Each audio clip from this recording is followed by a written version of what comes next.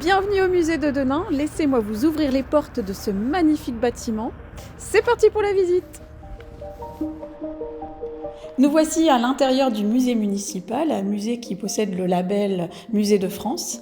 Dans ce bâtiment du 19e siècle où deux musées se côtoient, le musée de la Résistance en zone interdite, qui est un musée associatif et qui se trouve juste derrière moi, mais dont nous n'allons pas parler aujourd'hui puisque nous allons plutôt nous intéresser au musée municipal d'archéologie et d'histoire locale et je vous invite à me suivre pour la visite.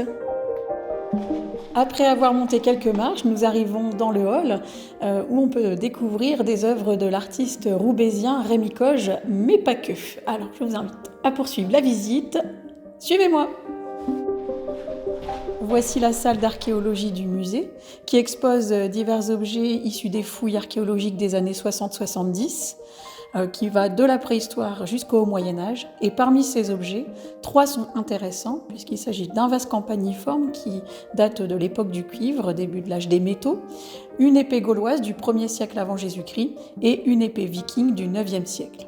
Nous allons quitter cette époque lointaine pour faire un bond dans le temps et rejoindre le 18e siècle. Suivez-moi.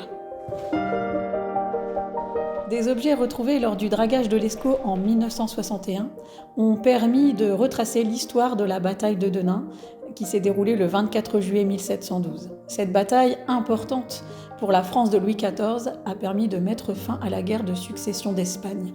Suite à cette guerre, un traité a été signé et il a fortement bouleversé l'exploitation minière. Nous voici dans la salle Jules Mousseron, où de nombreuses œuvres d'artistes qui se sont intéressés à la mine sont exposées. Des artistes qui ont voulu nous transmettre les émotions de tous ces mineurs, de leur travail, leur vie quotidienne. Mais on ne peut pas parler de la mine à Denain sans parler de Jules Mousseron, ce poète mineur qui a laissé nombre de poèmes et aussi des histoires d'un célèbre personnage qui s'appelle Cafougnette. Après la mine, dont l'exploitation commence en 1828 à Denain pour les besoins de la sidérurgie, le musée se devait de mettre en avant les 2 plus grandes usines implantées sur le territoire de Denain et du Denaizy dès le début du 19e siècle. Je veux bien sûr parler des établissements Caille, qui deviendront la FIV Caille-Babcock, et des hauts fourneaux des forges et aciéries de Denain, puis Denain-Anzin, qui deviendront Usinor.